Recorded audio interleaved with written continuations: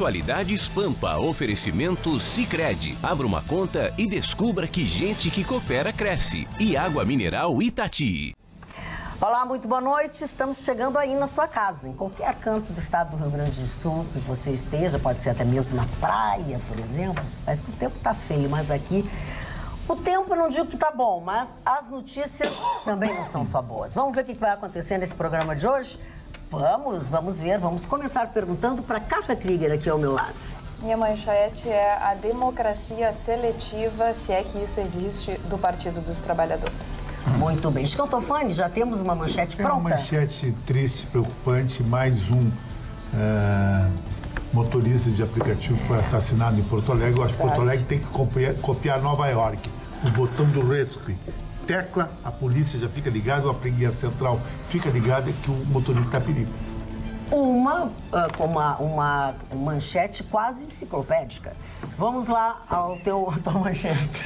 Flávio Bolsonaro não compareceu a um depoimento hoje, mas num inquérito que ele não é réu. Ele iria prestar informações, fez uso do foro privilegiado. Gustavo Vitorino, vamos lá? Rússia escancara apoio à ditadura de Maduro e cria um impasse na América Latina.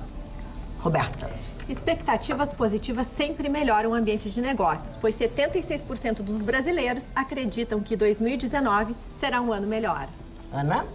Damares Alves continua a polemizar e desta vez ataca Darwin, dizendo que a igreja perdeu espaço quando deixou a teoria da evolução entrar nas escolas. Marne Barcelos, eu por enquanto quero a manchete, mas eu vou te ouvir.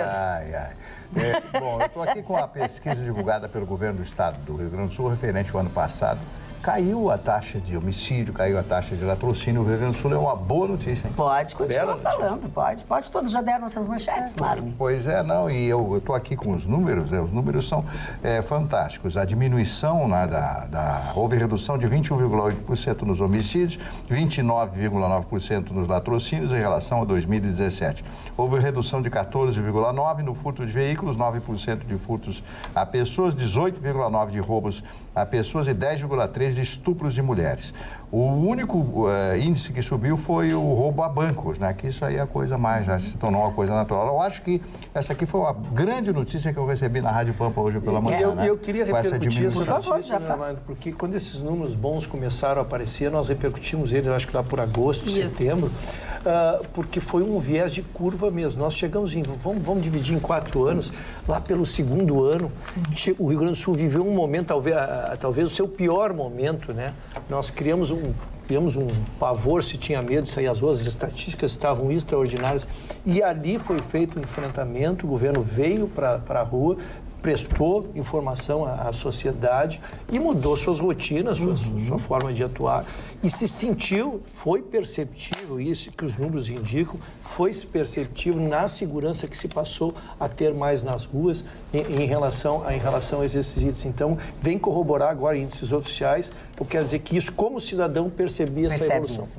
O que eu percebi hoje também que os assaltos a banco agora voltaram para as cidades, né? Como já viram que a polícia agora está conseguindo se preparar, conseguindo articular. Hoje, eles entraram num banco, assaltaram um banco em pleno bairro Três Figueiras, na Nilo Peçanha. Quer dizer, é difícil, né? Vamos falar sobre... Fala aqui mais que...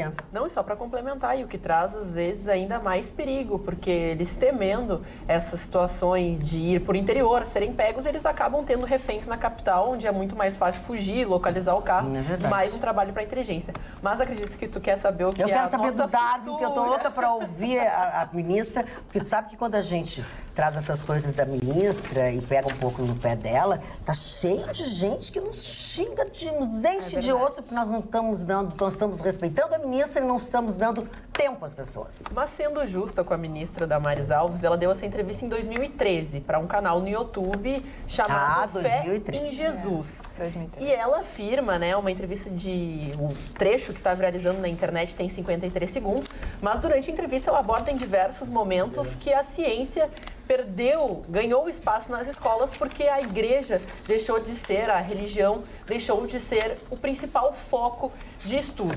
É claro que acabou viralizando, as pessoas falaram, mas foi em 2013, tudo bem, mas a gente tem que lembrar que isso demonstra os ideais e o que a pessoa imagina. Porque na sua posse ela falou que se meninas usam rosa, meninos usam azul, é uma ideia tão antiga daquele, vamos dizer assim, feudalismo da época das trevas, onde infelizmente a ciência era aí inimiga da religião. Tanto que o ministro da Ciência e Tecnologia do governo Jair Bolsonaro, o astronauta Marcos Pontes, foi procurado por diversas rádios e se manifestou sempre da mesma maneira, dizendo que hoje ciência e religião não podem se misturar, são assuntos completamente diferentes, e ele defendeu diversas plataformas que instituem que a religião, ele pelo menos espera que assim seja, não tenha interferência no desenvolvimento de pesquisas e pretende sim trabalhar até nas universidades, aumentando o número de pesquisas ou evitando que esses bolsistas que trabalham para melhorar a ciência no Brasil, que eles não sejam diminuídos, que tenham mais bolsas, a CNPq, todas aquelas coisas que o governo Jair Bolsonaro já falou que pode ser um foco de corte. E ele também falou uma coisa muito interessante, sabe, Vitorino? Falou que irá até Israel para dar uma olhadinha nesse processo de dessalinização das águas marítimas para trazer, sim, o sistema para o Nordeste brasileiro. Tem que se avaliar um pouquinho essa discussão, porque essa discussão entre igreja e ciência, ela é milenar. Ela faz parte da história da humanidade. Desde o tempo dos Illuminati, para quem não sabe, os Illuminati eram os cientistas e os artistas de priscas eras que eram excomungados pela igreja e perseguidos em países em que a igreja tinha o regime na mão. Se criou a comunidade dos Illuminatis na Europa, tendo como base... Galileu. Tendo como base a Itália, e eles viviam escondidos. As pesquisas científicas eram escondidas, os escritos, os manuscritos eram secretos, porque a igreja excomungava quem fazia esses estudos. Com o tempo, isso foi sendo abrandado, e nos tempos modernos já se entende que a ciência e a religião podem e devem conviver. Nós temos um exemplo, Mari, o professor Moacir de Araújo Lima, que é um pensador religioso e que é um cientista, professor de física, um brilhante físico. Então, assim, é preciso sim entender que os dois segmentos têm campo fértil no imaginário popular. Os dois segmentos têm campo fértil para a humanidade no seu caráter evolutivo. A ciência é necessária, sim, mas a religiosidade também. Agora, fazer essas duas comunidades se desentenderem é, digamos assim, parte de uma estratégia de estabilização social. E eu acho que nós não podemos entrar nessa. Em realidade, a religião é empírica.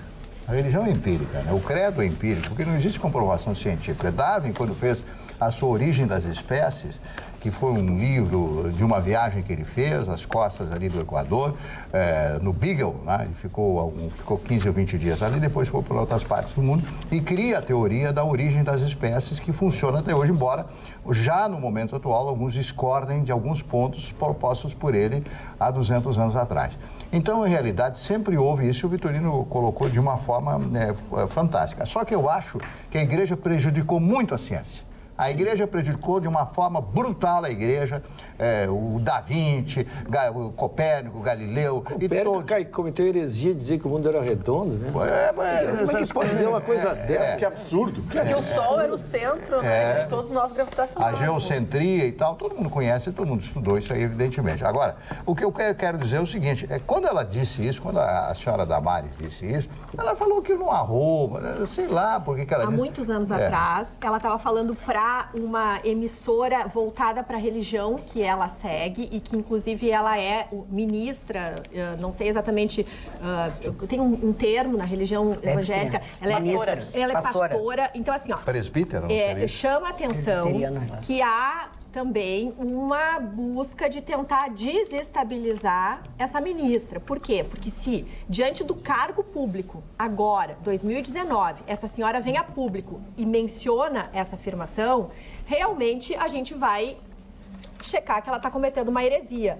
Mas se trata de um depoimento que ela deu para uma rede interna dentro de uma igreja própria e que as pessoas têm direito a ter as suas crenças e separar as suas crenças pessoais da sua posição como ministra de um país laico, que é o Brasil. Me assusta isso que tu estás dizendo. Me assusta. Porque, Roberta, se tu acredita, se tu tem uma religião, se tu acredita numa coisa, e ela disse isso em 2013, tá? E ela agora vai mudar de ideia, pra mim não serve. Não é uma questão de mudar de ideia. Não, tu acabou de dizer que ela falou em 2013. Se hoje ela mudar e falar diferente... Eu gostaria de voltar e defender o que eu quis dizer ao telespectador. Então, diz o que tu quis dizer. O que eu quero dizer ao telespectador é que ela dê um depoimento interno para os seus religiosos, para as pessoas a quem ela está lá dentro da sua igreja, das suas crenças. Enquanto ministra agora, se ela manifesta a mesma posição para fora, existe o público e existe o privado. Eu sigo a minha religião, no entanto, eu estou aqui e respeito a todos. Agora, o que eu vou falar junto com as minhas amigas ou dentro da minha religião...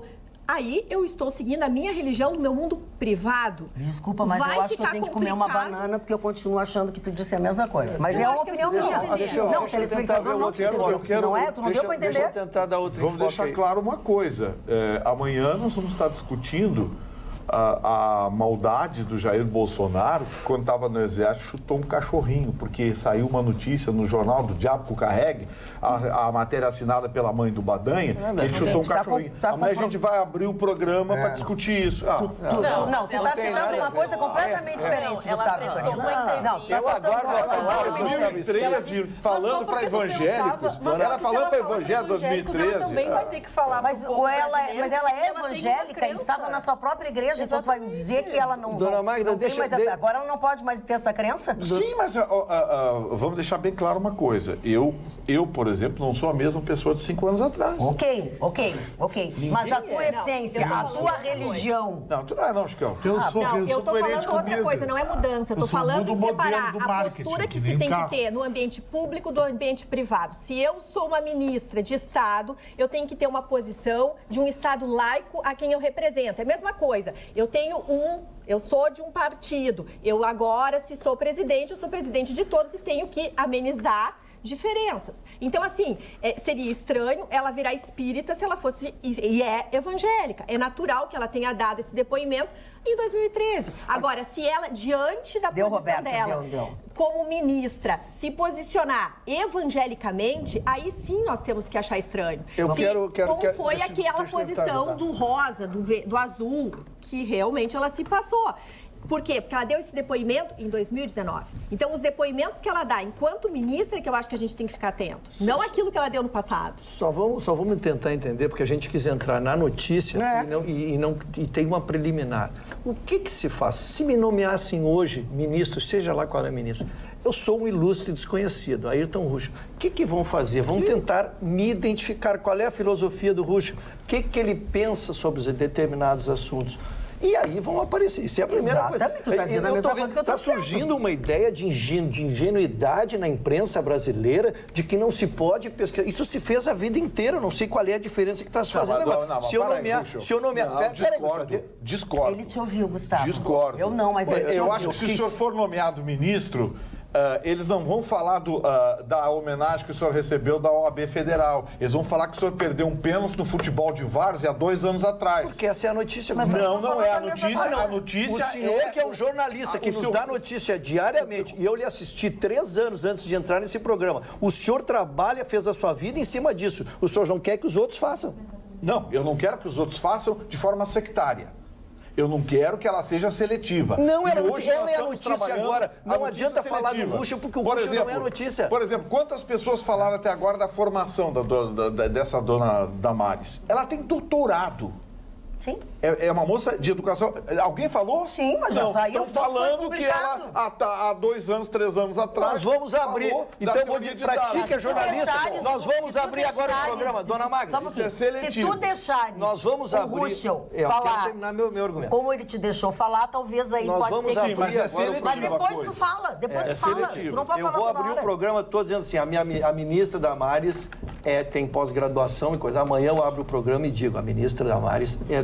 Não, pessoal, nós estamos fazendo jornalismo aqui. O jornalismo é o quê? Nós queremos formar um perfil de todos os ministros. E cada vez que vem uma notícia trazida, nós a comentamos. Agora, isso não vai depreciar, vai ter gente que vai concordar com ela. Vai ter gente que vai concordar com ela. Agora, que é notícia, uma ministra que é da família, que é de um ministério super importante, ter um pensamento tão retrógrado, é perigoso. Seja dentro da igreja dela ou fora da igreja dela. Esse é o pensamento que ela tem. E se isso foi em 13, ou foi em 14, ou foi em 15, isso é um pensamento dela. Até o componente retrógrado da manifestação da ministra, porque ela fez uma constatação verdadeira. A aceitação da teoria de Darwin e o seu estudo ao longo do tempo tirou espaço da religiosidade. Sim, mas ela falou mal do Darwin. Não, ela não falou mal. O que ela disse? Tirou espaço. Sim? Tirou espaço. Mas a ciência é tão espaço na ciência quando deixamos a teoria da evolução entrar nas nossas escolas. Então, ela não falou mal do Darwin. Ela disse que a teoria da evolução entrou nas escolas e tomou o lugar da religiosidade. Ela concordou. Obrigada, ela concordou. Eu gostaria de me manifestar. Foi uma constatação. Acredito que o presidente Jair Bolsonaro está repensando uma das indicações, que é a da ministra Damares, até porque essa indicação não foi uma indicação técnica, foi uma indicação dentro de uma recomendação da bancada, que ele precisava da bancada evangélica, e porque a bancada evangélica realmente é uma bancada muito poderosa. Então, talvez ele esteja repensando, porque a gente percebe que dentro dos técnicos, ele não tem tido tanto problema como tem com a ministra Damares. A Apex é um horror, né? De outro lado, se nós tínhamos a questão da ideologia já embutida nas escolas e tal, e a gente vem tratando desse tema há tanto tempo, a gente também não pode querer outro tipo de ideologia, né? Como o Ruschel disse. Então, acho que tem que ter o contraponto, se não é nem de esquerda, também não pode ser de direita, não pode ser conservadora demais. Essa é a minha opinião. E com relação a isso, e aí eu acho que as pessoas precisam ser coerentes, eu quero engatar no meu tema, que eu chamei de democracia seletiva do Partido dos Trabalhadores, depois de que Gleisi Hoffmann, que é a presidente do Partido dos Trabalhadores, e o próprio partido justificou dessa forma, disse que na Venezuela teve uma eleição democrática e por isso ela estava indo, e foi até a posse do Maduro, quando aqui na eleição levantaram a bandeira dizendo que a democracia no Brasil estava em perigo. A democracia no Brasil estava em perigo em função de Jair Bolsonaro, fascista, nazista, a democracia está em perigo e tudo mais, e apoia, de outro lado, uma ditadura que todos nós sabemos que é ditadura. Cadê o Partido dos Trabalhadores? Cadê as pessoas que fizeram as campanhas e que levantaram bandeira antifascismo, antinazismo? Será que não vão se manifestar? Será que é tudo seletivo? Se está de acordo com aquilo que eu penso, está do meu lado, da esquerda, bom, então eu não vou falar, melhor não falar. Não, essa atitude do Partido dos Trabalhadores, de Gleisi Hoffmann, bota uma pá de cal e enterra o Partido dos Trabalhadores, porque vai precisar de uma outra representação de esquerda para que tenha realmente uma oposição coerente no nosso país. Essa é a minha opinião. Posso pegar a linha? E casualmente, não é por casualidade, porque são todos profissionais da política, né?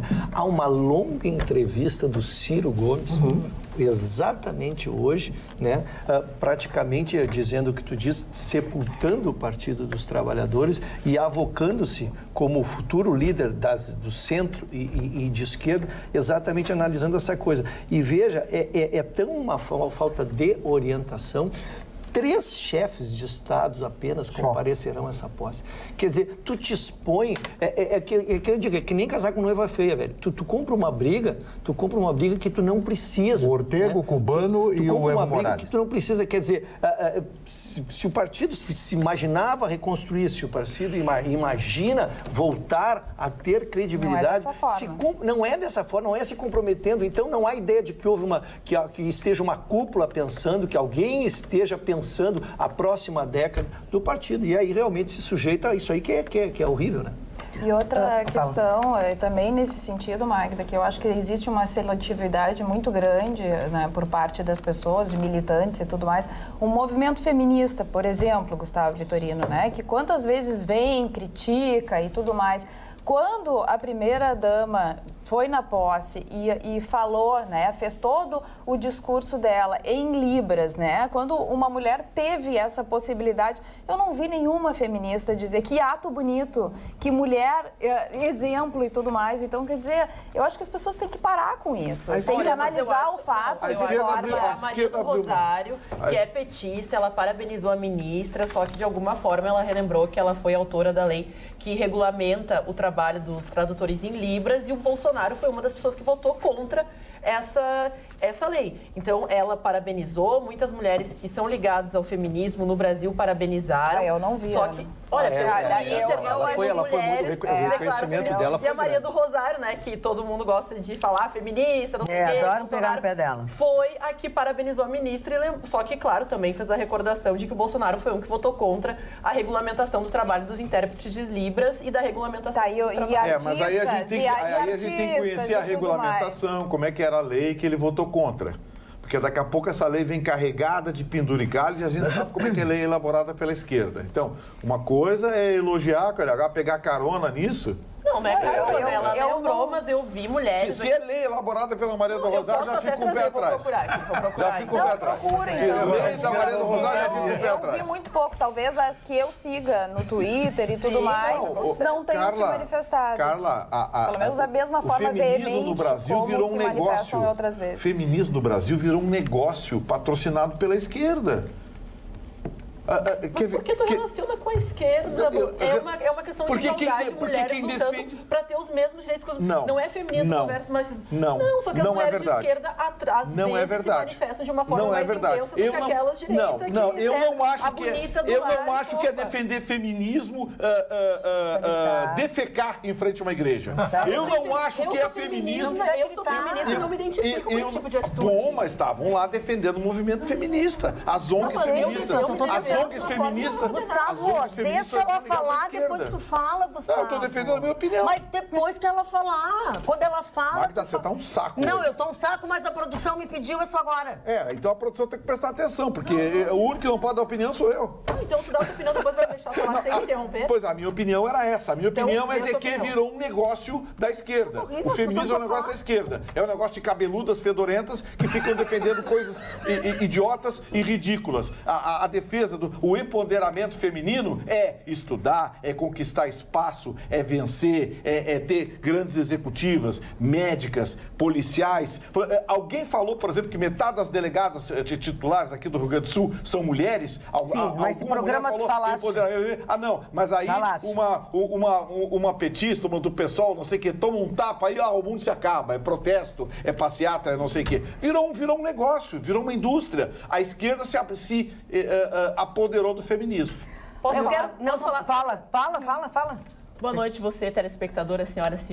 Ana Carolina Guiar, 25 anos, me depilo porque acho uma questão de higiene. Meus pais me criaram muito bem, fiz faculdade durante 5 anos, trabalho no meio do futebol, tido como machismo, nunca me usei do feminismo para chegar até aqui. Estou aqui graças à consciência da Rede Pampa de colocar uma pessoa deficiente, tipo assim, com inteligência para falar o que pensa, de uma forma exagerada, sem defecar, sem trazer imagens aqui para quebrar. Muito prazer, me apresento aqui uma feminista. Não sou de esquerda, porque acredito que essas visões não compactuam com a minha visão espírita religiosa de uma família que católicos de um lado e espíritas do outro.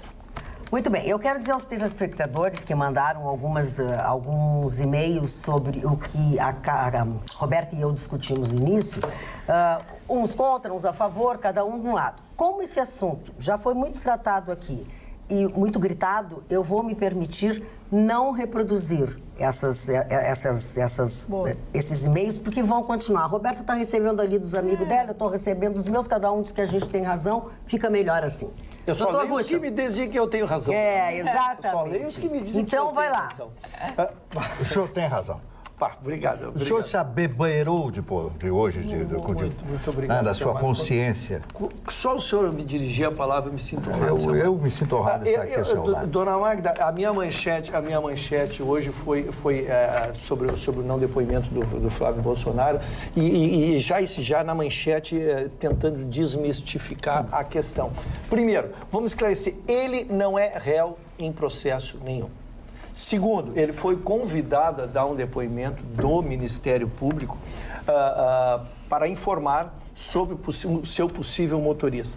A partir dali, eu fui atrás de informações, e essas sim. Me parecem importantes, porque nós não podemos criar vitimologia. Como eu disse, agora há um partido novo que venceu as eleições legitimamente, e é ele que está sob reexame. Nós não vamos ficar o velho. O velho já está condenado, existem inquéritos, existem processos, e que são analisados por nós também.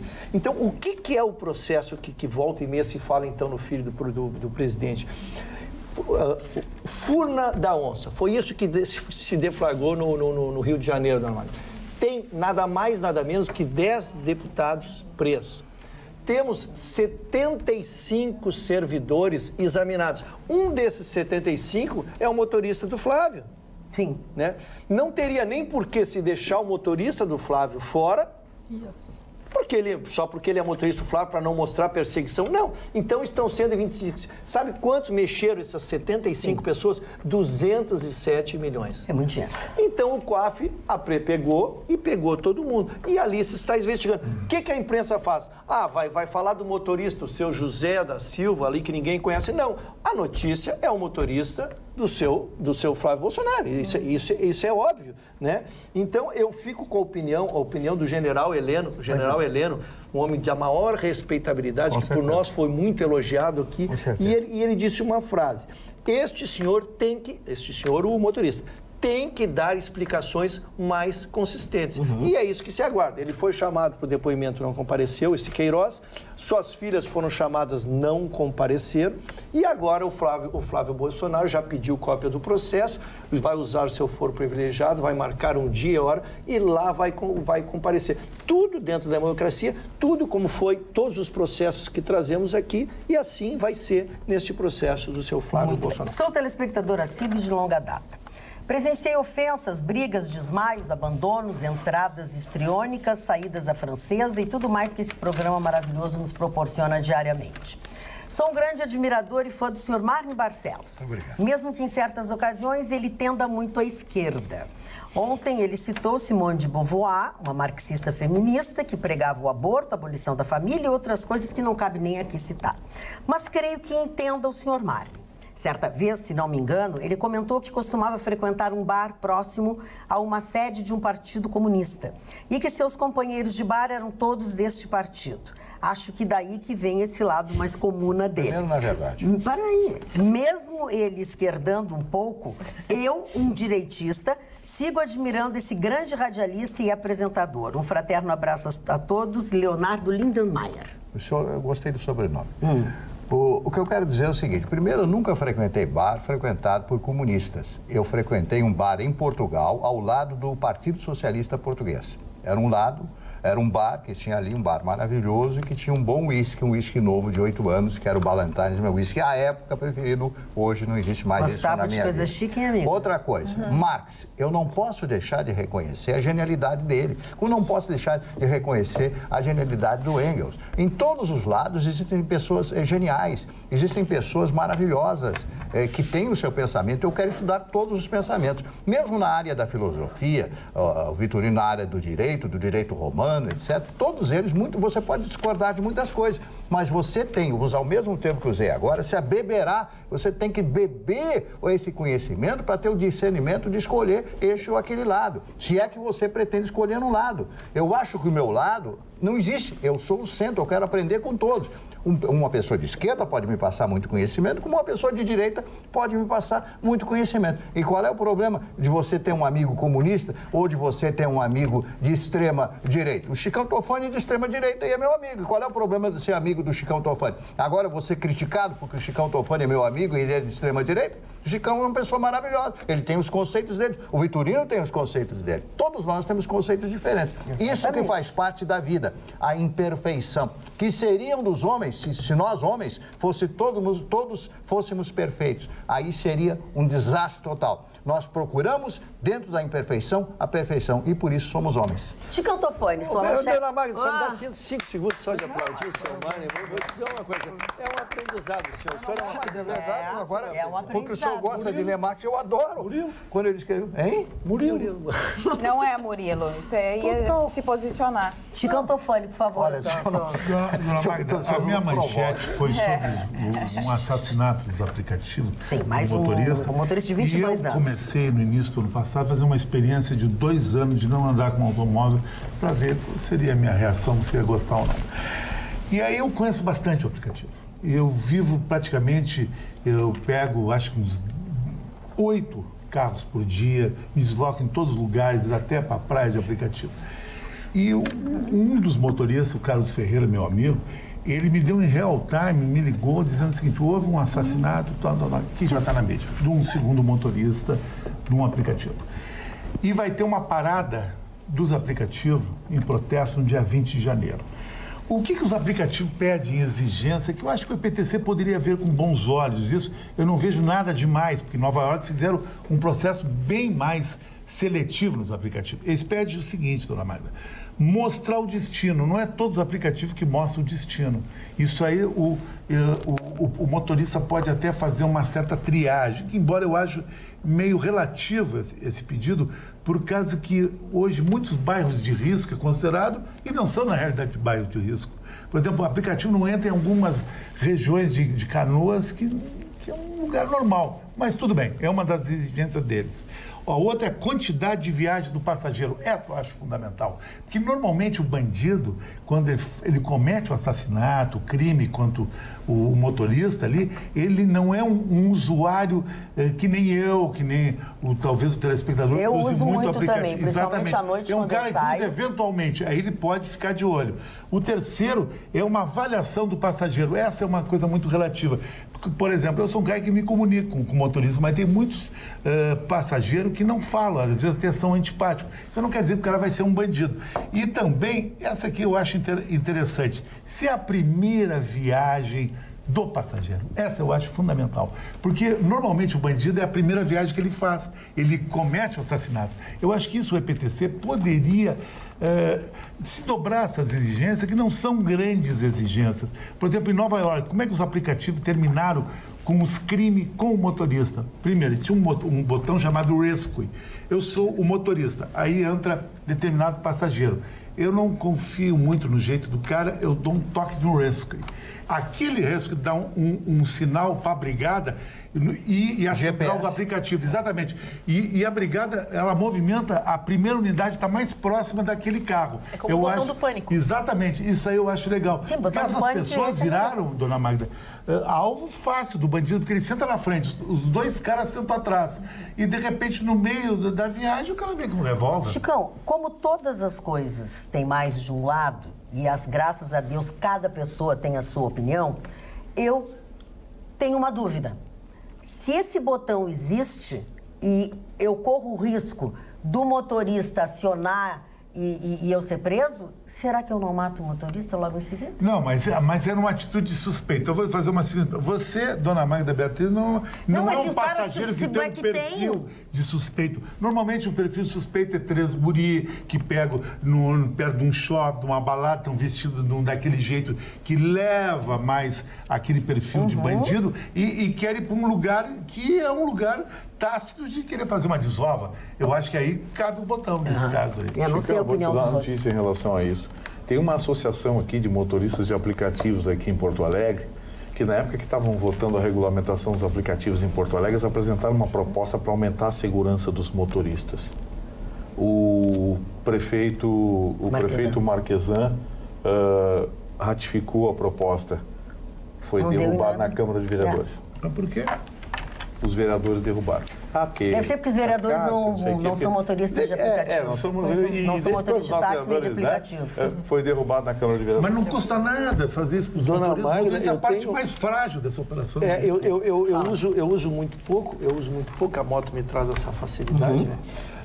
Mas uma coisa que nós discutimos exaustivamente, eu fico inconformado, é tu não ter a questão do uso do dinheiro. Porque o cartão de crédito... Eu acho que tem que se fazer uma estatística, limita. Né? Eu estou falando em tese aqui, mas eu me dobraria pelos números. Mas me parece que quando há o cartão, que se exige que alguém tenha o cartão, o índice para não dizer nulo. Né? Eu não vejo... Tem uma manifestação aqui de uma telespectadora dizendo: avisa o Chicão que com o Cabify nunca aconteceu um assassinato. Por quê? Porque não usam dinheiro. No Uber, ao contrário. E tem mais, a Uber não exige a folha corrida policial dos motoristas do último 99 que usam até tornozeleira. Tudo bem, mas eu acho que tu privar o cara de não usar o dinheiro, a maioria da população, o 99 cresceu barbaramente como aplicativo. Hoje ele rivaliza com o Uber, como o número 1 da cidade, tem gente que aceita o dinheiro. Não tem crédito. Não tem crédito. E aí não pode ter cartão de crédito. Agora tem uns cartão pega e paga, aqueles de acesso também, mas não acho Teria que ter, talvez, quem sabe lançar um cartão desse que tu pré-pago. Acho que essa ideia que o Chicão deu de ter o currículo do passageiro, quantas vezes ele pegou, só cartão de crédito. Muito interessante. O cara, sabe, o cara fica mais relaxado. Agora, alguém pede um Uber lá na Rebimboca da Parafuseta. Pela primeira vez está pedindo um Uber, não tem cartão de crédito, vai pagar em dinheiro? O cara já pensa assim. Tá com 3 amigos. De repente eles podem não mandar o cara. Não, mas aí que tá. Ajuda. É que o motorista tem que aceitar pelas regras. Ele só vê a rota quando ele aceita. Quando ele aceita. Ele tem que aceitar. Quando ele pega o... Não, isso aí no Uber, no 99 não. O passageiro entra o para Uber não ter um constrangimento. Quando ele chega no passageiro, que o passageiro entra no carro, aí que ele aperta o botão. Aí que aparece a rota. Ele tem que ter um jeito de saber. Que paga, não sei o quê. Enquanto que essas medidas que o Chicão falou seriam interessantes. Entrou o pedido, o motorista... Antes de aceitar, já está sabendo. Olha, é um passageiro com tantas corridas, com isso e com aquilo. Porque no Uber tem uma nota. Legal, vou aceitar o cara. Olha, pela gravidade, pelo número de assassinatos, pelo número... Tá demais, todo dia a gente... Eu acho que criar... Tu não precisa ter crédito. Hoje tem cartões que tu alimenta com dinheiro. Isso que eu estou dizendo, pode ser cartão pré-pago.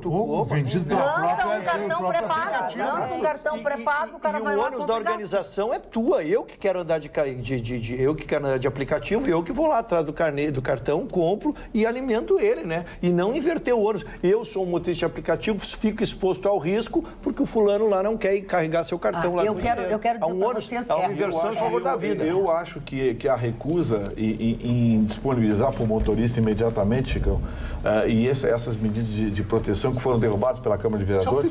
Eu queria saber quem é que derrubou isso lá. Porque é uma questão de ter gente morrendo aí por nada. Todo dia a gente fala de um motorista morrendo aqui. E outra coisa, hoje, essas empresas de aplicativo, 99, Uber, Cabify, são grandes multinacionais, elas têm condições de aplicar e isso não é nada. Lógico, isso não seria nada. Ou até de alguma forma propiciar uma segurança particular.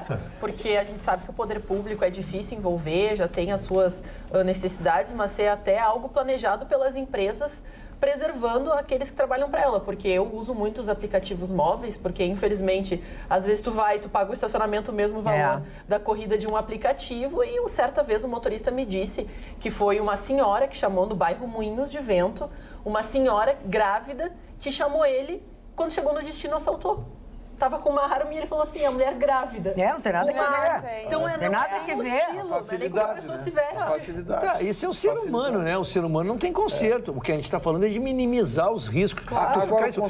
A gente que sai à noite, né? A gente vê as festas, começa a chegar um carro atrás do outro. Não, ninguém mais vai de carro. Ninguém mais vai de carro em festa. Isso aí eu digo que hoje, eu me atrevo a dizer que 80% das pessoas que estão dentro de um evento desses aí que a gente vai, não estão de carro. Bebida, pela segurança. Há uma fila de carros chegando, quer dizer, hoje é uma imposição social. Ou tu faz esse enfrentamento, ou tu protege, assim, ou nós vamos estar expostos a Eu acho que a solução disso é simples.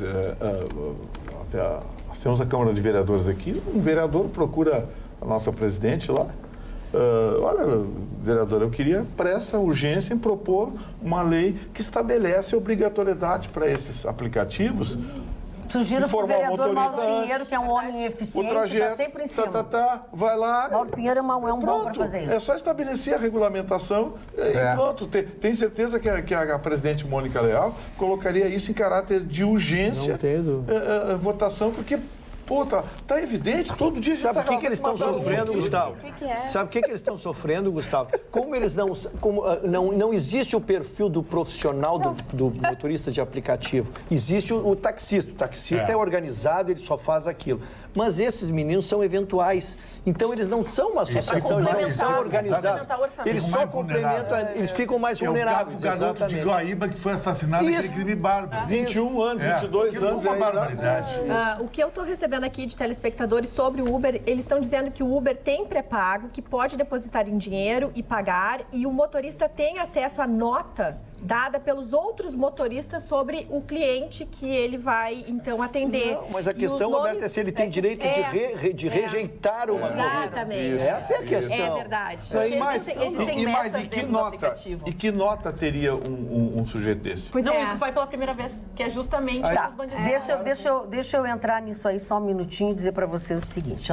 André Antoniazzi diz o seguinte: o motorista do aplicativo Uber pode não classificar a qualidade do motorista por estrelas dadas pelo passageiro, porque o motorista não classificar o passageiro e não ter essa informação, como o Vitorino acabou de falar, diz o André Antoniazzi. Mas isso tem aí, classificação. O passageiro, cada um tem a sua classificação. Sim, mas o motorista tem que fazer, né? Importante essa. O motorista tem que fazer. Se eu sou motorista e não classifico, aí eu não posso me queixar. Mas os motoristas não fazem essa classificação? Não sei se eles fazem ou não. Fazem, eu acho que tem a classificação do passageiro. A gente aparece no nosso, aqui a nossa classificação, Vitorino, é muito subjetiva. De repente a Carla entrou e ela foi antipática com o motorista, o cara vai pode ser. Antipática. Isso não quer dizer que a Carla vai assaltar. Não. Mas é que tem ali por quê? Se tu quiser escrever, tu escreve. Uma outra coisa que falaram aqui sobre isso, eu quero tentar passar para vocês, que foi bem legal, uma opinião boa. E o Uber pode também, em alguns aplicativos, suspendem os clientes, porque a gente sabe, como o Ruschel trouxe a questão de saída de festa, justamente, as pessoas estão muito embriagadas, causam estragos no carro. É verdade. Então, se tu reporta isso, é um poder do motorista reportar para Uber depois de uma análise da tua ficha no aplicativo, porque às vezes a pessoa, né, merece aí, um dia que se passou. Mas se isso é uma atitude decorrente, tu é suspenso do aplicativo por 15 dias. Conheço pessoas que passaram por isso, por ter passado por uma situação constrangedora. Mas não quer dizer que é o ladrão. O ladrão, ele vai direto no rio, cara, com o revólver e pá. E é a primeira viagem. É a primeira viagem. É fundamental. Olha aqui, falando sobre isso tudo que nós estamos falando, o Jean Stais, ele diz o seguinte, até porque se deu números aqui, o Ruschel foi um que achou que a violência tinha diminuído, enfim. É assustadora a escalada de violência no Rio Grande do Sul. O assalto ao Banco do Brasil, bairro Três Figueiras, Porto Alegre, o assassinato de um motorista com tiro na nuca em Viamão, somam-se a uma série de eventos sangrentos que ladrões e assassinos empreendem no Rio Grande do Sul desde a virada dos governos federal e estadual. É uma clara retomada da escalada de violência que assusta o Rio Grande do Sul há pelo menos 5 anos, é o que diz o Jean Stais. E o Jean Stais faz um alerta aqui para todos nós, diz o seguinte, com relação ao governo do Estado, a parte de jornalismo do governo do Estado. Ele disse que as pessoas escolhidas estão preparando demissões em massa no jornalismo do Piratini. E que o próprio diretor de jornalismo, eles iniciaram não faz muito tempo uma reunião coletiva, existe a suspeita nos porões do Palácio, que espera-se uma demissão em massa. A especulação é de que eles gostariam de levar seus ex-colegas de uma determinada emissora para o Piratini. Ele já levou por cargos chaves 2 egressos, enfim e tal, barará. Isso é muito ruim para a nossa categoria. A primeira parte que me diz respeito. Mas isso já... Não, isso sim. Tira, mas isso trabalha com quem tu confia. Dá preferência efetiva de determinadas coisas que já aconteceu no governo, no nosso governo estadual, tá? Também é a mesma coisa que está se repetindo. Não, é só porque ele citou a questão Primeiro, nós pegamos uma amostragem, aqui a estatística que o Marne trouxe, nós saudamos, é uma estatística de 12 meses. Sim. Eu não vou comentar uma estatística, eu não vou chamar de oportunística, mas é uma amostragem muito pequena, são 10 dias, e de que isso já seria resultado de uma política. E ele chama os dois, ele fala no estadual e no federal, né? Eu acho que em 10 dias não faz tese nenhuma. Nós podemos ter tido assalto a banco, que por sinal é o único que não baixou os índices, que aumentou, isso então continua o problema, ou seja, né? Então eu acho que assim é muito curto para a gente começar a fazer tese em 10 dias sobre uma matéria de segurança que é tão complexa. Porque ainda é oportunidade para as pessoas mal intencionadas, os bandidos, porque sabendo que estão trocando cargos, que as pessoas estão trocando chefias, planos de governo, se aproveitarem desse ato onde acontecem essas situações. E eu vi em certa pesquisa, confesso que eu não sei qual foi o meio que foi vinculado à pesquisa, mas é justamente que os estabelecimentos comerciais que antes tinham um grande volume de dinheiro, hoje, por lidar com o cartão de crédito, é muito arriscado tu ir numa loja assaltar, porque às vezes não tem dinheiro no caixa, todo mundo paga tudo no cartão. Então foi uma estratégia dos bandidos procurarem agências e procurarem locais, estabelecimentos comerciais com caixas eletrônicos para ter o dinheiro em espécie. Porque hoje, eu confesso, eu abri mão de usar dinheiro, as cédulas, porque eu tenho medo de ser assaltada, me levarem a quantia. No cartão de crédito é uma tarja plástica, tu liga em 15 minutos, tu consegue cancelar todas as operações. Agora, em relação a essa substituição dos profissionais lá, eu quero dizer uma coisa, eu concordo que o direcionamento ele é perigoso quando se direciona para uma mesma empresa, uma mesma turminha. Ex-colegas. Uma mesma panelinha, coisa e tal. Já não deu certo na prefeitura. Viu a... Não deu certo na prefeitura, por isso que eu estou chamando a atenção. Bom, mas eu quero chamar a atenção para uma coisa. Na contramão disso, vocês viram o que aconteceu no Ministério da Educação com a história do edital dos livros? Sabe o que foi dito hoje pelas pessoas que estão investigando? Que foi fogo amigo. Foi alterado dentro do Ministério. Não foi o ex-ministro nem o atual ministro que alterou, para criar o constrangimento. Aí eu lembro do que disse o Lorenzoni, do que disse o Mourão. A máquina está aparelhada, vai levar meses, anos para limpar a ideologia da máquina. Exatamente. Então é fogo amigo. Mas não confia em ninguém. Não está dando para confiar em ninguém. Porque foi mais de uma década de aparelhamento da máquina. Então, isso que aconteceu hoje é um indicativo. Eu acho que é só o início. Mas ainda assim, Gustavo, o brasileiro está muito otimista, segundo pesquisa. Foi feita uma pesquisa em 70 cidades do Brasil, nas 5 regiões do nosso país, e eles identificaram que 76% dos brasileiros acreditam que o ano de 2019 vai melhorar em questões econômicas. E isso é muito importante, por quê? Porque o ambiente de negócios se dá muito na base da confiança, mas principalmente numa expectativa positiva. E o interessante é que não só numa questão econômica, 8 em cada 10 brasileiros acreditam que 2019 vai ser muito bom também no aspecto pessoal. Foi feito também uma análise que, nas questões mais práticas do dia a dia, 64% acreditam que terão mais capacidade de fazer compras.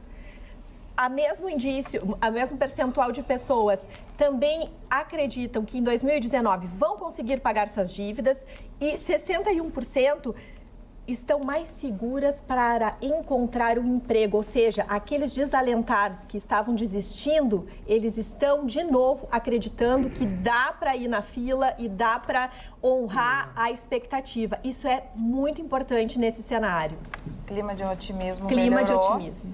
Mas com tantas notícias, assim como diz o Vitorino, também comece a minar esse ambiente. Mas é essa a intenção? Essa é a intenção. Por isso que a gente tem que ter cuidado com essa mídia danada, né? Amanhã nós vamos falar do cachorro do Bolsonaro que foi chutado há 15 anos atrás. Ou cortar o rabo do bicho. Se tiver o vídeo, a gente tem que falar. Boa noite.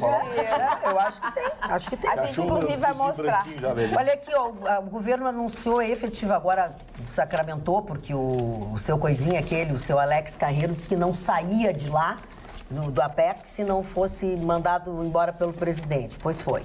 tá? O governo anunciou a troca de presidente da Apex, será? Mas que troço maluco esse negócio da Apex. Essas são as coisas de tu trazer teus parceirinhos. O cara não falava inglês, não entendia nada. Botaram um cara para cuidar do fomento, comércio exterior, o cara não falava inglês. Esse chanceler vai dar problema. O Mário Vilhalva? Não é meu amigo. Esse gaúcho... Esse tem que ir embora, é. Bom, mas eu disse aqui no primeiro dia... Mas é amigo do filho do Bolsonaro, não dá para botar amiguinho. Mas como é que tu põe... Não, assim, ó, qualquer coisa. Podia ser amigo de quem fosse, podia ser filho de quem fosse.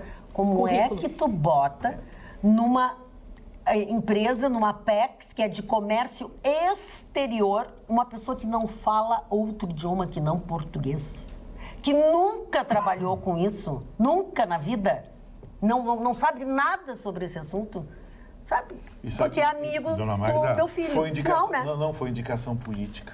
Sim, porque ele foi do PSL. Foi, mas é também... Mas sabe quem é que botou ele pra rua? Mas sabe quem é que botou ele pra rua? As indicações ficam ruins. Quem botou ele pra rua foi outra indicada, que é a esposa do secretário da Receita Federal, que foi pra Apex, aí encontrou ele lá, aí parece que se desentenderam, porque ele demitiu uns CCs lá, aí foi... Mas olha que agora que eu vi que essa matéria foi assinada por uma pessoa muito especial para mim, desculpe eu fazer uma coisa pessoal aqui, pela Roniara Castilhos. A Roniara Castilhos começou a fazer televisão comigo na TV Assembleia, na época em que eu estava lá, enfim, que o Diego Casagrande não quis assumir a gerência, aí eu fui lá, fiquei um tempo, instalamos a TV. A Roniara trabalhou comigo, uma excelente profissional, fez carreira aqui, foi para Brasília, está lá há muito tempo e está na Globo, em Brasília. Eu fico Dona muito Magda, feliz. Posso dar um drops de futebol? Deve dar. Já não recomendo. Um drops de futebol muito interessante. Alibaba é a maior empresa no planeta de comércio na internet. Ela é um mega site chinês.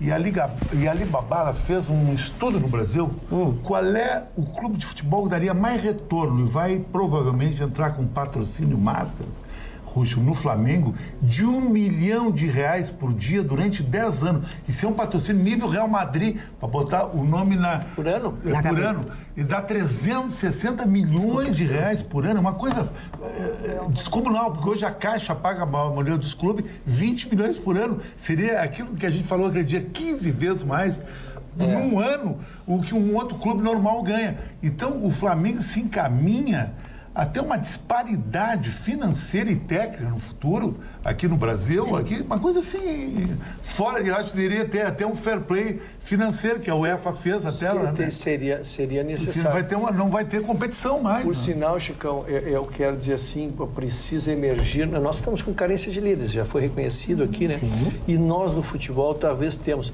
O presidente do Grêmio, que foi uma grata revelação, como ele vai para a política não se chama de política profissional, ele não vai ficar no meio esportivo, né? Mas ele teria um perfil. Os clubes brasileiros precisam se organizar porque está se criando essa disparidade. Hoje, Flamengo e Corinthians é quase o dobro do orçamento de receita e Palmeiras. E isso é o que a gente sempre faz, é pegar em uma década, dar 1 bilhão de diferença. Então vai ficar um time pequeno. Tu fica um time pequeno. Então, precisaria emergir alguém com essa visão esportiva, com essa luminosidade e que fosse do meio. Como eu disse, o presidente Koff, quando fez isso, ele era um magistrado que se aposentou e se dedicou ao futebol. O presidente Romildo, ele tem outros projetos, com toda razão, né? Um homem muito qualificado e com boa E um deles é ficar à frente do Grêmio. É o fair play econômico, financeiro que a UEFA fez no clube europeu, para não ter essa discriminação tão grande. E eu citei ele porque eu falo em seriedade, porque tem uns que querem pegar, mas a gente sabe o que querem pegar, querem administrar um patrimônio de 1 bilhão, e aí... E eu quero pegar a palavra para ler aqui o WhatsApp, porque já estou aqui, estão puxando a minha orelha, Anne. Será que não vão ler as mensagens de WhatsApp hoje? Carla, onde achamos as promessas eleitorais de Marquesan quando falava que haveria monitoramento por câmeras, inclusive para pegar carros roubados e assaltantes? Para que tantas câmeras se os assaltos são como tirar pirulito de criança? Diz a Anne. Também a Rúbia Keller. Boa noite, bancada maravilhosa. Gostaria que mandassem um beijo para os meus pais, Valdir e Rose, alegretenses fiéis a vocês. Gostaria também de saber se há uma cadeira sobrando para uma jornalista linda e gente boa como eu. Prometo acrescentar ao programa com uma prosa boa e um mate amargo daqueles. Daí deu uma risada, enfim. Beijos a todos, em especial ao Marne, com quem gostaríamos muito de dividir histórias e conhecimento. Obrigada pelos finais de tarde enriquecedores. Rúbia Keller. Fala, gente, me dê uma atenção, pede ela. Também o nosso telespectador, a dona Damares, não é Damares, né? Damares, é Damares, a ministra é Damares. É o boi de piranha da equipe. Serve para entreter a mídia tola com suas tolices. E também aqui no WhatsApp, parabéns, bancada linda, meus parabéns para cada um de vocês que eu adoro, que Deus abençoe todos vocês e que o sucesso seja eterno. Parabéns, lindas mulheres, lindos homens e tal, mas sem brigas, pede a Regiane Mota de Porto Alegre. Eu mas também não vou ler. Não existe briga, mas são opiniões diferentes. São opiniões diferentes. Os telespectadores também têm, né? Nós mulheres somos o que queremos ser. Se quisermos nos depilar ou não é problema nosso. Não é um homem que vai dizer como devemos ser. Isso exatamente para o Vitorino. Mas agora eu quero ler uma outra coisa que há horas que eu não li. Feminismo, diz o Zaca. Minha visão é que quando as mulheres optaram a luta pelo feminismo, combatendo o machismo opressor com protesto, absurdos, tipo defecar nos altares, deixar o corpo descuidado e se mostrarem desnudas em praça, etc., nessa vã tentativa de se igualar aos homens, pelo motivo lógico de não serem homens, elas acabaram por perder a maior superioridade que possuíam sobre os homens, que era a sua condição de ser mulher. Acho que sou do tempo antigo. Ainda prefiro uma mulher feminina, bela e apaixonada a uma feminista feia e mal amada. Eu também sou dessa ideia. Isso eu nasci com isso na cabeça. Mas só que uma coisa não exclui a outra. Ser feminista não te leva a ser uma mulher cabeluda, é muito difícil, eu concordo contigo, mas essa não toma banho, eu concordo, óbvio, contigo. Mas é mais fácil encontrar uma mulher bonita na direita, que gosta do savoir-faire, do fair play, bababá, que uma esquerda de bandeira. Tu não acha a Carla bonita, tu não acha a Roberta bonita. Mas eu não acho mulheres da esquerda, só isso. Não. Mas daí tu está condicionando a questão partidária, tu está condicionando a questão política. Olha aqui, ó, a Débora... O feminismo não é de esquerda nem de direita, é o movimento das mulheres. Eu vou ler a última coisa aqui, tá? Boa noite, bancada top. Magda, essa bancada já teve de tudo. Gente doida, gente que precisava se tratar, gente que não aceitava pensamento contrário, gente que só xingava como o Chicão. Que só xingava ou brigava com o Chicão. Enfim, mas essa Ana... Que equilíbrio. Adoro. Me representa. Abraços, Débora Santos. Eu quero zerar. Não, eu quero zerar meu faltei durante a semana aqui. Eu quero. É rápido. Seu Marlos Pinheiro e a Graziella, que ele tem muito orgulho dessa esposa, está fazendo pedagogia em Canoas, sucesso a esse querido casal. O Roger Gomes, a sua esposa e a equipe Melissa, uma meninada me encontrou ali, tudo assistir o programa, fiquei honrado com eles. Dona Ana Paula Borba e a sua querida filha. E por último, o Alexandre Perazzo, que é morador da Praia do Barco, que zela pela minha casa. Como é que se chama o cara que nasceu na Praia do Barco? Ele queimou a luz que dá luz pública, que fica bem na minha casa, é de esquina, queimou a luz lá e eu fiz um queixume para ele, ele já me mandou aqui um WhatsApp de que foi na prefeitura lá, já trocaram a lâmpada, já está tudo iluminado na Praia do Barco, senhores. Muito obrigado, Alexandre Perazzo, um querido amigo que a Praia do Barco me deu. Cara, eu posso falar pode agora? falar agora, você pode. Por que as pessoas querem falar tanto? São chatos, telespectador. Hoje, tem uma prova hoje que diz eu estava televisão fala mais. Por exemplo, além de estar atrapalhando a fala do senhor Mário, tu está sendo televisão à tarde. Por quê, mano? Porque tu tá te manifestando junto com a fala dele e ainda queimando os outros. Mas os outros Cada um faz o que quer, Chicão. Mas são chatos. Tá, então tu acha chato? Quer um chato. tampão de ouvido? Não, mas... Vamos, Mário Barcelos. Não vai dar mais tempo. Dá tempo, Mário Barcelos. Bom, hoje, vou repetir pela quarta vez. Hoje, à tarde, eu estava zapeando televisão, o programa Vídeo Show da Globo vai terminar. Eu já comentei isso aí. E aí colocaram o Moacir Franco, que é um campeão. Meu amigo, há 50 anos de amizade. E ele entrou no programa, arrebentou o programa, maravilhoso, extraordinário. E disse uma coisa, ele está com 82 anos, está se aproximando do inevitável. O inevitável, o que é? A morte. Ele disse, eu sinto que vou morrer de saudade dos meus filhos. Achei fantástico isso aí. E queria mostrar para vocês esse livro da Elis Regina, já que ela está na moda, né? Voltou por causa da Rede Globo. Essa fotografia, não sei se dá para mostrar aqui, ela com os 3 filhos. Ela com os 3 filhos aqui, essa fotografia fantástica. Ela com a Maria Rita no colo, o João Marcelo. E como é o nome do menino, do mais novo? Pedro Mariano. O Pedro Mariano, que é apresentador de rádio e televisão da que é filho dela com o César Camargo Mariano. César Camargo. Está ali, Elisa, baixinha, minha querida amiga, também foi minha amiga, conheci ela, quando na época eu trabalhava com o Ivo Serrão Vieira, no estúdio do Serrão Vieira, e na época era o locutor que gravava, fui o locutor que mais gravou comerciais no Rio Grande do Sul. Muito obrigado por deixarem falar. Muito bem, Carla. Olha aqui, ó. Chicão, tu que manja de mulher, o que eu faço para a Carla Krieger ler um WhatsApp no ar? Mandar uma foto. Essa tá ótima. Não, a primeira coisa ele fez, ele assinou, né? Exatamente. O Rafael pergunta qual é a dica, Chicão Topani. A dica, eu acho que mandar uma foto para Carla Krieger. Ah, que é isso? Não é. Carla Krieger nada. Chicão não sabe nada. Eu sou grego, né? Eu prefiro a forma que o conteúdo. Que o conteúdo... então pega o conteúdo e leva para tua casa que eu levo uma forma para Gramado. Tem uma frase... É que a dona verdade. A dona Carla está sobre o mantão do matrimônio. É um mantão. O marido dela é 1,90 m, não é um mantinho, é um mantão do matrimônio. Deixa eu só dar uma informação aqui. Opa, é sério. Em dezembro de 2009, o deputado Bolsonaro, então, era afiliado ao PP e era membro da Comissão de Constituição e Justiça. Ele era suplente. Nessa reunião e no plenário, a lei que regulamentou a profissão de intérprete de Libras foi aprovada por unanimidade, por acordo de maioria.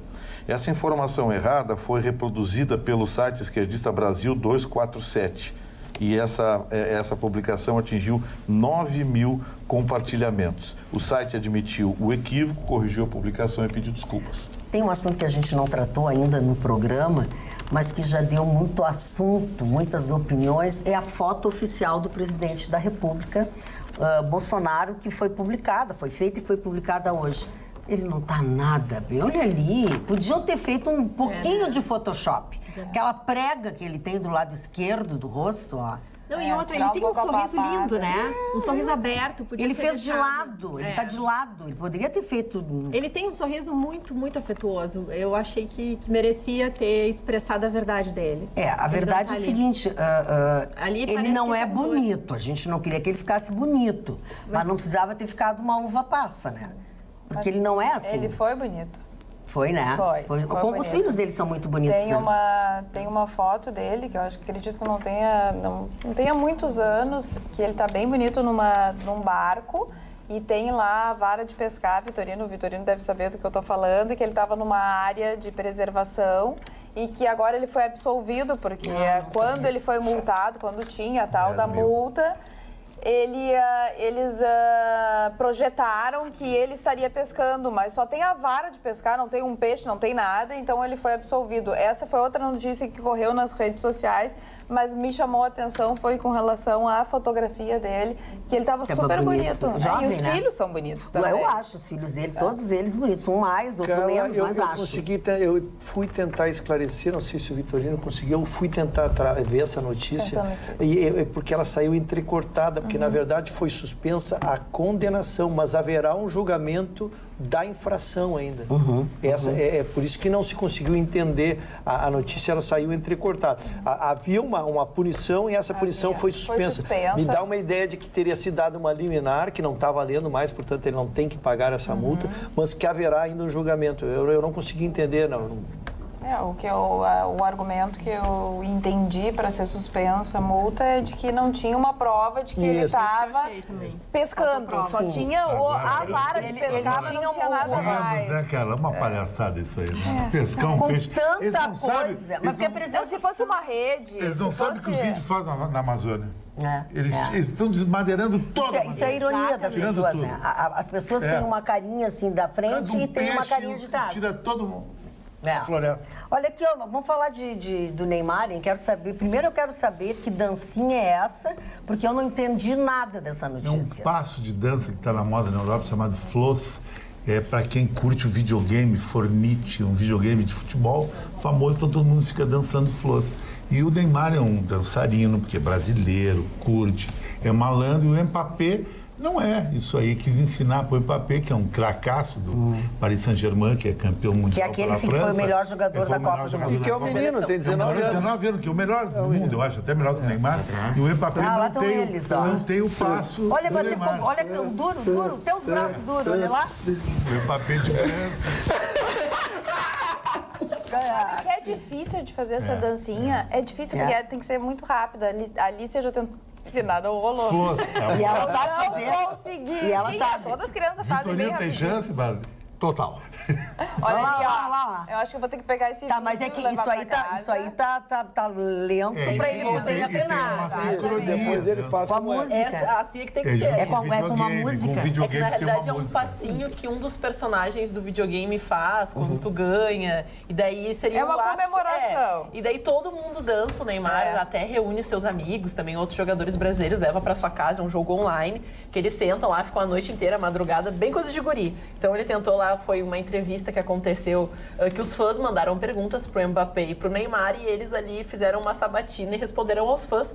Um deles perguntou se ele conhecia o jogo, se sabia fazer o passinho, então o Neymar se aventurou a tentar ensinar o Mbappé, mas não rolou. Ficaram que depois o Mbappé falou, vou ficar no dedinho, e o Neymar até riu e os dois acabaram. Uma lição que se tira daí, dona Mara, é que são os meninos. É verdade. Veja, a gente tem um peso de cobrança sobre a responsabilidade. Às vezes vão representar uma nação, né, como se cobra do Neymar, que ganha uma Copa do Mundo, como se cobra do Messi, né, que já disputou umas 3 Copas do Mundo, uma responsabilidade. E quando se vê eles brincando, assim, são crianças peraltas. Esse rapaz que nós nominamos, talvez, que venha a ser o melhor do mundo, tem 19 anos. Lógico, já é o valor passe mais valioso do mundo, né? Mas se faz a cobrança dele como se fosse, né, como se eles não pudessem ter as peraltices da idade. O esporte hoje, quanto mais menino, é sucesso. O piloto da Fórmula 1 que mais fatura é o Max Verstappen, um holandês que tem 22 anos. Dirigiu um carro a 400 por hora. Olha aqui, eu estou lendo algumas coisas ainda sobre... Muitas pessoas se manifestaram sobre o assunto do motorista de aplicativo que nós falamos mais cedo. O Adriano faz um relato de um episódio, a experiência muito desagradável, ele disse que teve com o aplicativo 99 Pop. Diz que ao chamar o veículo num determinado dia, perguntei ao motorista se ele aceitava pagamento com cartão de débito. Mesmo respondeu que não aceitava. Aí ele pediu para que eu cancelasse o chamado. Cancelei após esperar aproximadamente 30 minutos. Alguns minutos depois, o motorista enviou uma mensagem para mim com os seguintes dizeres: você é muito cara de pau, pobre. Esse é o tratamento que os motoristas dispensam aos clientes? Em contato com a empresa do aplicativo, eles simplesmente pediram desculpas e não deram mais encaminhamentos. Tá Eu errado. acho que isso é um caso que meio isolado. Não, ok. São até legais. Ok, mas enfim, né? Existe em todos os setores, inclusive no Pop, no Uber, né? Não, inclusive aqui, né? Tem gente que nos achou mal educada por coisas que dissemos aqui hoje ainda, difícil. Que achou a Ana mal educada, do jeito que ela falou, achou a Ana muito agressiva. Cada um tem seu gosto, né, gente? Cada um com seus problemas, né? Mas eu acho que esse programa é uma iniciativa que até vejo que é uma tentativa de outros canais copiar. Porque o debate é livre, as opiniões são divergentes. Claro, é todos por isso. aqui nós saímos do estúdio, nós nos respeitamos, nós somos seres humanos e temos, eu vejo até a gente ser um até exemplo. Se abraça às vezes. Não, e a gente tem que ser um exemplo para as pessoas que estão Alguns lá até fora. bebem juntos. Alguns até bebem juntos. E alguns até casaram. Mas já descasaram também, porque a convivência não dá. Olha, rapidinho. 1 mês de casado e vai gerar um livro. Vocês imaginam a intensidade dessa relação. Desse relacionamento. Desse relacionamento. Dona Magda, posso trazer notícia e enriquecer a bancada? Deve, obviamente, que é o que está se esperando da senhora. Não podemos esperar nada diferente. Eu gero muita expectativa de notícia positiva, dona Magda, e vou fazê-lo. Sempre discutindo a questão da presidência da Câmara. Nós já tivemos o fechamento do acordo do PSOL, do PSL com o Rodrigo Maia, e ali deu uma desconjuntada na esquerda que estava casada com o Rodrigo Maia. E agora este trio ontem tomou uma decisão, vai haver uma reunião amanhã de manhã, porque eles também se descolaram do PT. São eles PSB, PDT e PCdoB. Então eles não vão trazer o PT para essa reunião. Então as esquerdas serão compostas por 3 partidos que deliberarão. Prometeram já a solução para quarta-feira da semana que vem. Qual é os partidos?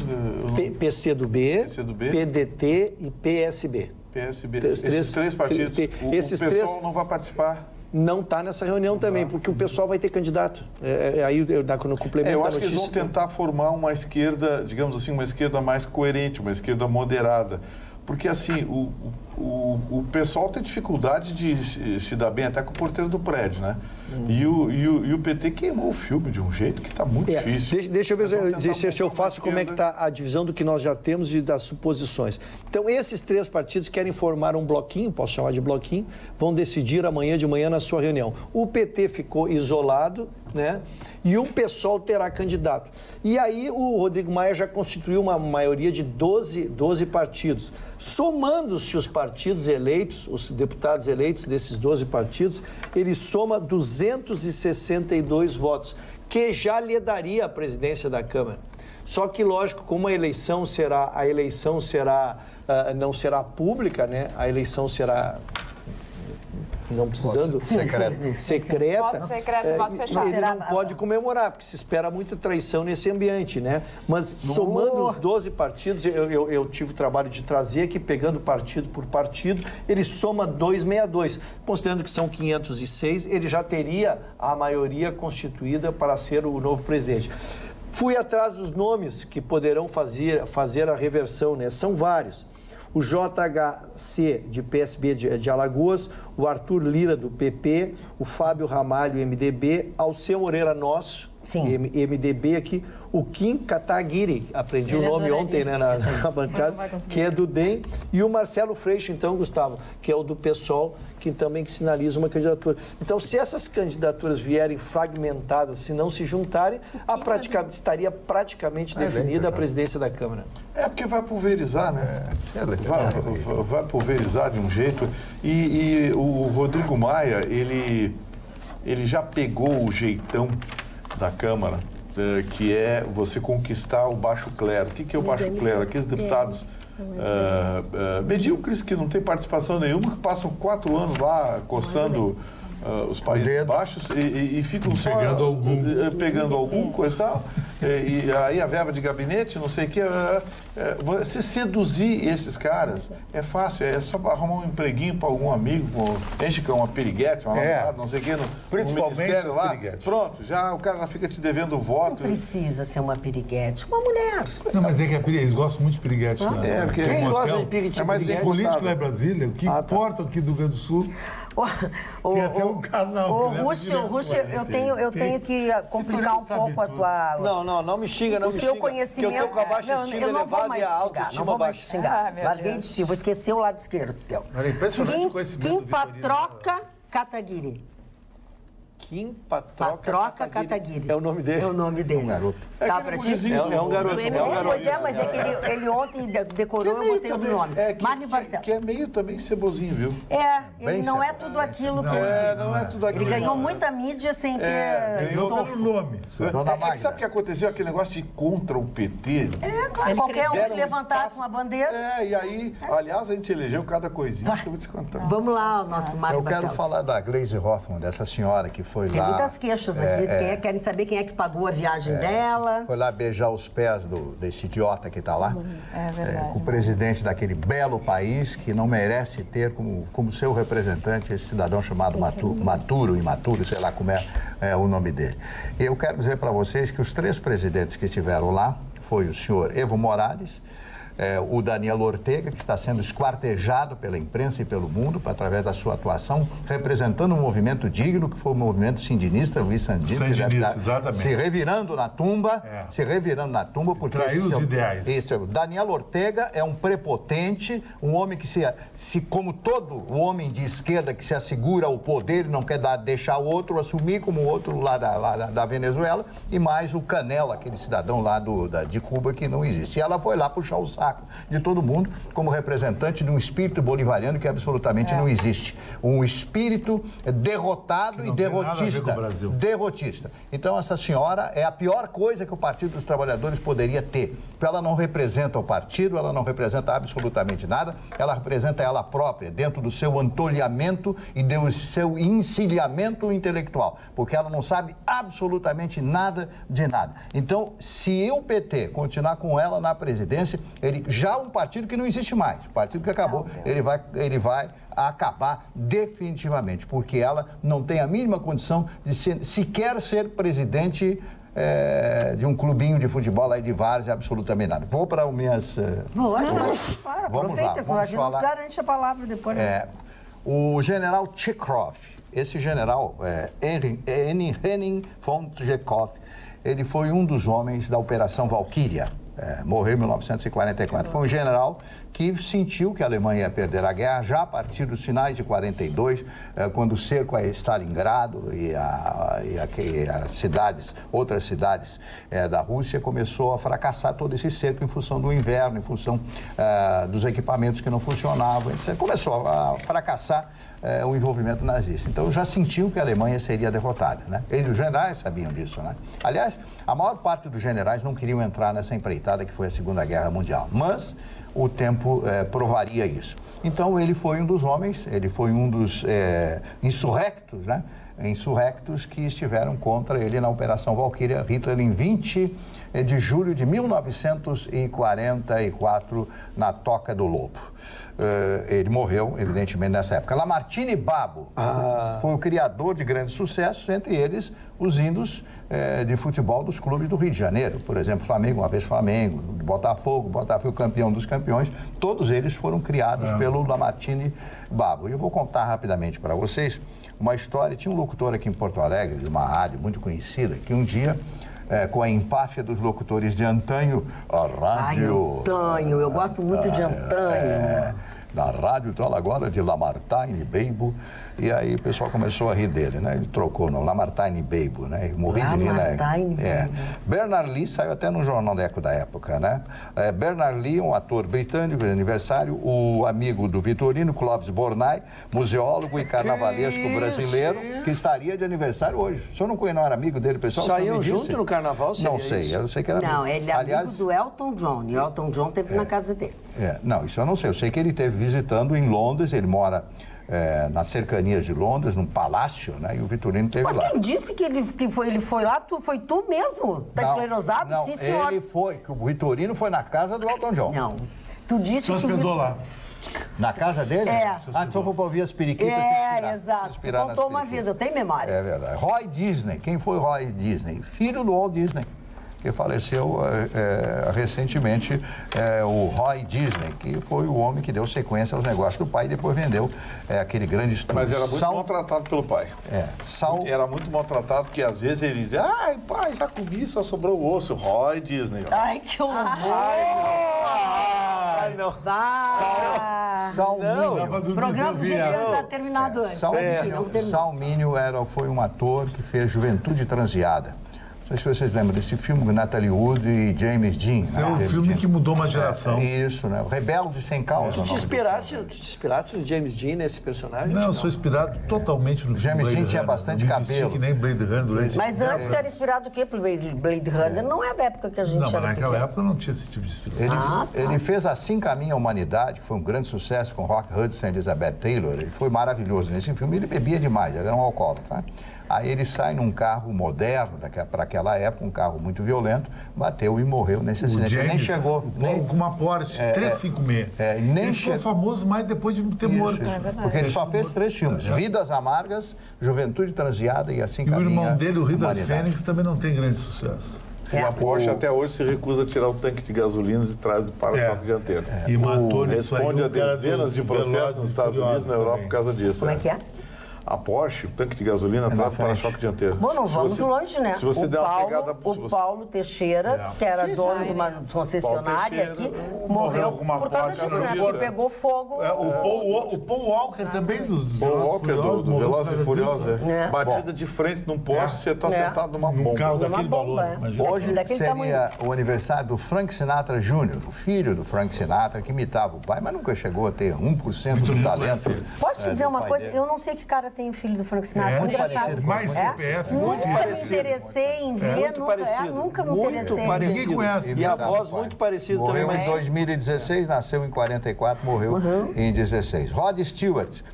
Cantor e compositor britânico. Esse é campeão. A voz que eu gostaria de ter. Aquela voz anasalada, rouca, eu acho espetacular. Né? Também acho. O grande pugilista George Foreman, ex-boxeador, que ficou rico depois lançando aqueles produtos e tal. Cozinha, os grills. E aí ele fez, e aquela luta que ele fez com o Maguila, que ele só deu um soco no Maguila. Isso é sacanagem. Coitado do Maguila, né? Eu fiquei com pena do Maguila, né? E a Linda Lovelace, que é uma atriz americana, um bonito Lovelace. São esses os A aniversários. Linda Lovelace foi que participou do filme Garganta Profunda, era a estrela do filme Garganta Profunda, o primeiro filme pornô de sucesso mercadológico. O Maguila foi um produto do excentrismo e da qualidade empresarial de alguém que não está mais conosco, né? O empresário que criou o Maguila, está me fugindo agora, Luciano do Vale. Luciano do Vale. Luciano tinha uma capacidade, depois que ele casou com alguém aqui, porque ele morou em Recife também, ele tinha uma capacidade de empreendedorismo assim extraordinária. Ele criou aquela seleção de Master, te lembra, Chico? Viajou pelo mundo todo. Ele conseguiu criar um campeonato de seleções de Master. Depois ele fez a carreira do Maguila, que era um lutador comum. Ele era porteiro de boate. E ele conseguiu botar na frente de um Holyfield, que foi o Holyfield que deu... Não foi o Foreman? Não foi o Holyfield. Ele conseguiu botar na frente de um campeão mundial, quando ele não teria status para isso. Uma luta mostrada para todo mundo. Para o mundo inteiro. Ele parou para ver. Ele era porteiro de uma boate em São Paulo, da Boca do Lixo. Ele trabalhava dentro da Boca do Lixo, aí o Luciano do Vale foi tomar um gorozinho ali. Fabricou ele. Entrou, olhou aquele cara enorme, falou, você não quer ser lutador? O que é isso, professor e tal? Aí reconheceu a voz. O Luciano do Vale é uma das vozes mais bonitas do rádio e da televisão, uma voz impositiva, uma voz fantástica. Morreu de assim. E namorador, eu admirava muito o Luciano. Não, o senhor não é assim. Não que eu tenha como ídolo. Não. Eu admirava essa virtude que ele possuía. O senhor é um homem pudico. Ana, fale. Falando um pouco sobre... A gente trouxe a questão da redação da Universidade Federal do Rio Grande do Sul, que abordou a relação pais e filhos, como se criam os jovens hoje aqui no Brasil. E nessa semana viralizou um vídeo na internet, através das redes sociais, de um socialite, um jovem de 16 anos, que estava no seu barco, como ele próprio afirma. E eu gostaria que a gente escutasse um pouquinho as palavras aí, que a produção colocasse o vídeo, porque ele não teve um comportamento muito adequado que está causando e repensando muitos pais do Rio de Janeiro e as liberdades dos seus filhos. Vamos lá. Aí, isso aqui é para todas as GBR, garota baixa renda, que esquecem o telefone do meu barco.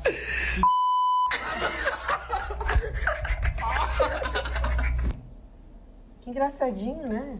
E é uma garota de baixa renda e se descobriu quem é a garota, se através das redes sociais.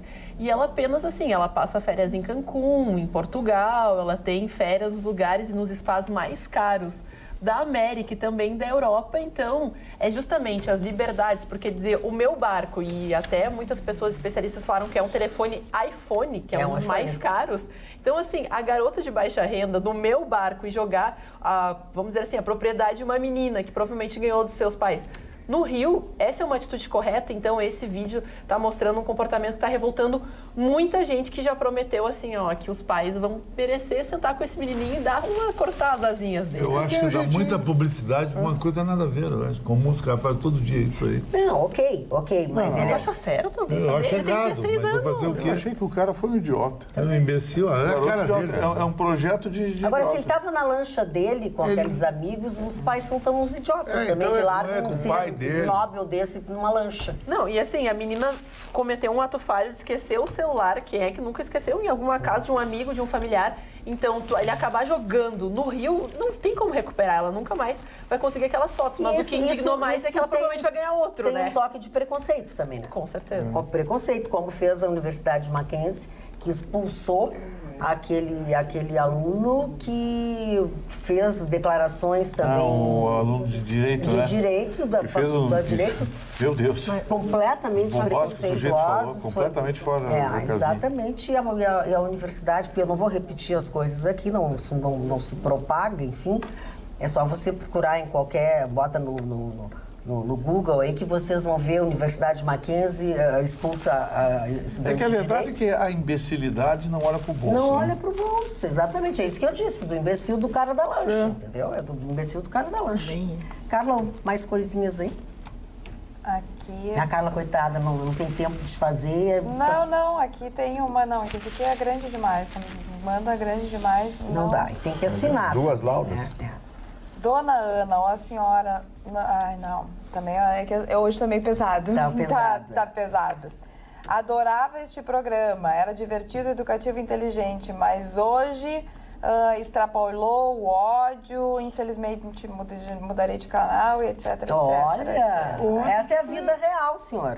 Essa é a vida... Bem-vindo ao mundo, né? A vida como ela é. Posso trazer aqui, então, uma pergunta ao Marne, da Luciane Benites, através do nosso Facebook, facebook.com/atualidadespampa. Ela fala: Marne, meu querido, não dissesse o nome do livro da Elis. Se alguém puder me informar, eu agradeço. Eu já beijo a toda a bancada. Já respondeu.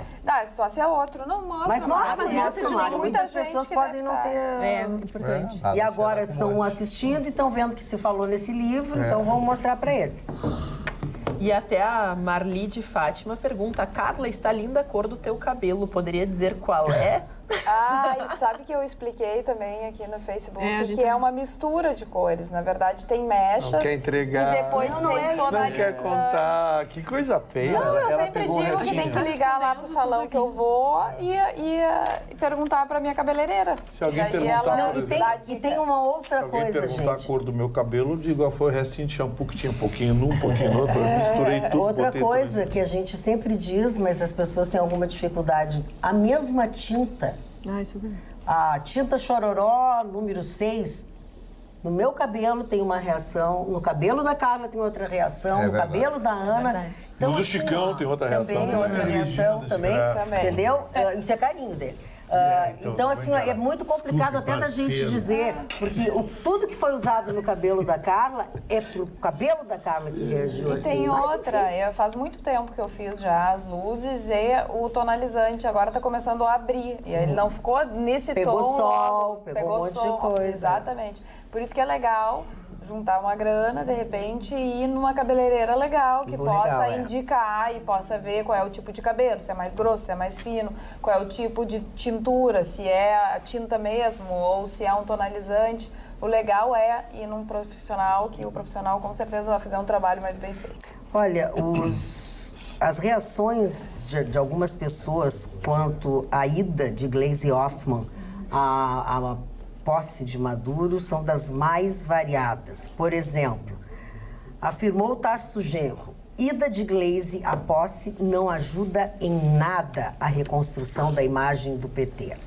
Luciana Genro: só uma esquerda mofada para apoiar Maduro a estas alturas. E por aí se vão. Foi na linha do que nós dissemos, né, dona? Foi na linha exatamente da minha manifestação. Por isso que me deu uma ideia de que foi muito mais um ato pessoal dela do que decisão de uma cúpula. O partido... Não, ela é a partida. Não. Ela representa. O efeito, deixa eu traduzir então. O efeito da ida dela pega todo o partido. Mas não me parece uma decisão elaborada de cúpula, me parece que está muito, usando a expressão de que é muito a Bangu, ela foi... Mas, doutora Ayrton, o PT está sendo cínico, Tarso Genro, porque desde o Hugo Chávez, o que o PT deifica, Venezuela, Maduro, bolivariano, queriam trocar a cor da nossa bandeira até. Mas agora já viraram as costas pro Maduro. Mas é que a vida é assim, um dia é uma coisa, outro dia é outra, e tu vai de acordo com como bate o vento. www.osul.com.br é o nosso jornal eletrônico, que você pode acessar a hora que quiser, do dia ou da noite, que você terá informações que foram dadas aqui e tantas outras que ao longo deste tempo estão sendo postadas. E elas todas atualizadas. E o bacana é que você não paga absolutamente nada para ter na sua plataforma o aplicativo do osul.com.br. É só baixar na plataforma da sua preferência. Nós vamos desejando a vocês uma boa noite, bons sonhos, e amanhã voltamos, logo depois do Jornal da Pampa, e contamos com a sua companhia. Até lá!